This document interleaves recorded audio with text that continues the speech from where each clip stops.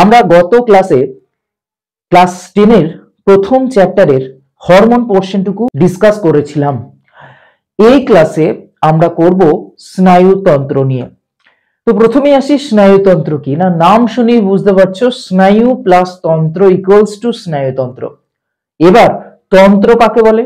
তন্ত্র হচ্ছে অনেকগুলো কোষ নিয়ে তৈরি হয়, আমরা জানি কোষ সমষ্টি বা তাকে একত্রে আমরা বলি কলা, এবং অনেকগুলো কলা যখন একটা নির্দিষ্ট কাজ করে তখন তাকে আমরা বলি তন্ত্র।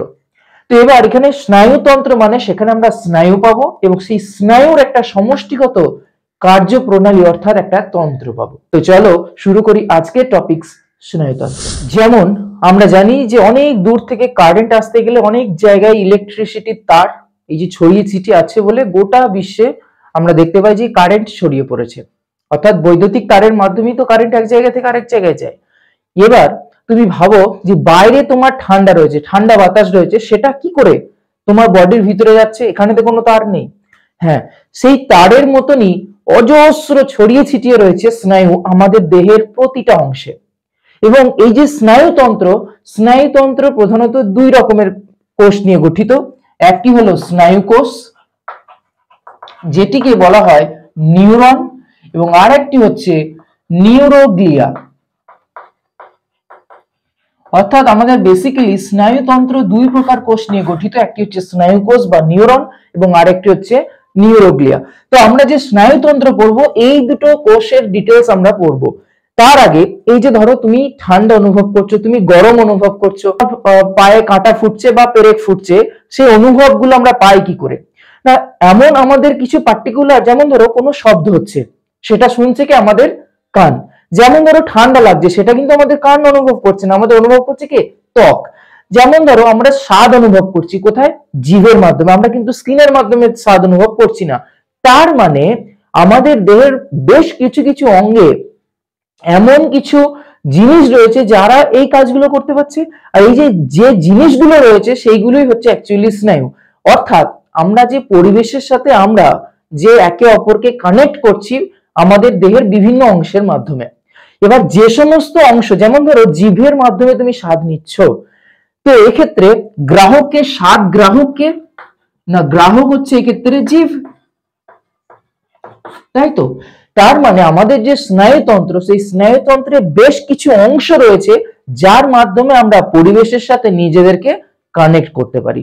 তো যে সমস্ত অঙ্গের বা অংশের সাহায্যে আমরা পরিবেশের সাথে নিজেদেরকে, যেমন দেখবে আমরা হরমোনে কিন্তু পরিবেশের সাথে নিজেদেরকে না, আমরা হরমোনের পার্টিকুলারলি নিজের অভ্যন্তরীণ জিনিসগুলো কি করে কন্ট্রোল করি সেটা শিখেছি।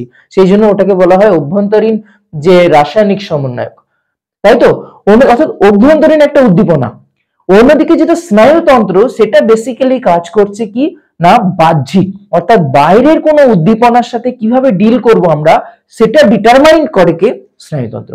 তো বাইরের কোনো উদ্দীপনার সাথে আমরা কিভাবে আমরা রিয়াক্ট করব সেটা ডিটারমাইন করব কিভাবে না, তার উপর ভিত্তি করে আমরা স্নায়ুতন্ত্রের যে অংশগুলো সেগুলোকে আমরা বেশ কিছু ভাগে ভাগ করি।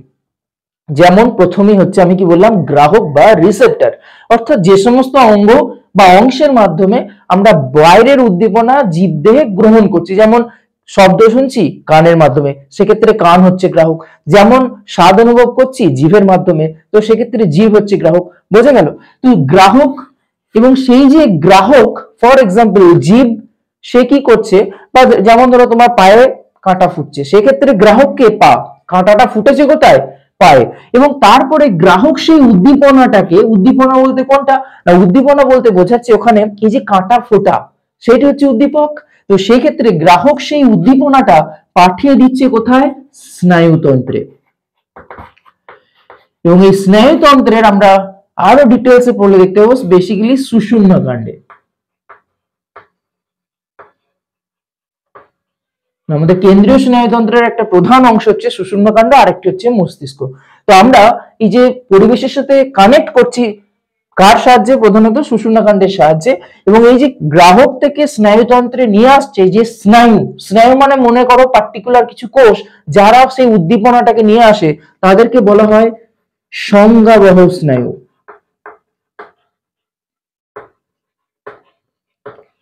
তাহলে সংজ্ঞাবহ স্নায়ু কি করছে, সেই গ্রাহক থেকে উদ্দীপনাটাকে নিয়ে চলে আসছে স্নায়ুতন্ত্রে, এবং স্নায়ুতন্ত্রে সেই উদ্দীপনাটা বিশ্লেষিত হওয়ার পর সেটি চলে যাচ্ছে যে অঙ্গে অর্থাৎ কারকে যাচ্ছে। কিভাবে যাচ্ছে ভালো করে বুঝো না, তোমার পায়ে কাঁটা ফুটছে, সেই কাঁটার উদ্দীপনা চলে আসছে কোথায়, স্নায়ুতন্ত্রে। তারপর এই যে সংজ্ঞাবহ স্নায়ু, এটা হচ্ছে একটা পথ।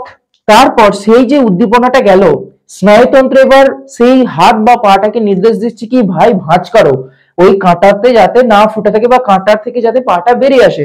তো যার জন্য আমাদের হাতটা বা কাঁটাটা সরে আসে, মানে কাঁটাটা থেকে আমাদের হাত বা পাটা সরে আসে। তো সেই যে অংশটা সরে আসছে অর্থাৎ যে সেই উদ্দীপনায় সাড়া দিচ্ছে তাকে বলা হয় কারক, এবং এটি বেসিক্যালি পেশি হয়। যে পেশিগুলো হয় আমাদের সেগুলো হচ্ছে সাধারণত কারক, এবং স্নায়ুতন্ত্র থেকে যারা উদ্দীপনা কারকে নিয়ে আসে তাদেরকে বলা হয় আজ্ঞাবহ স্নায়ু। এবং কাজের উপর ভিত্তি করে আমরা স্নায়ু বিভিন্ন রকম এদের নাম পাই। এটাকে যেমন বলা হয় অন্তর্বাহী স্নায়ু, কেন না গ্রাহক থেকে স্নায়ুতন্ত্রে নিয়ে আসছে। এটাকে বলা হয় বহির্বায়ু, কেন না স্নায়ুতন্ত্র থেকে বাইরের যে পেশি সেখানে এখানে স্নায়ু উদ্দীপনাটা নিয়ে আসছে। তো আমরা স্নায়ুতন্ত্রের প্রধানত দুটো প্রধান কোষ পড়বো, সেটি হচ্ছে স্নায়ুকোষ এবং নিউরোগ্লিয়া।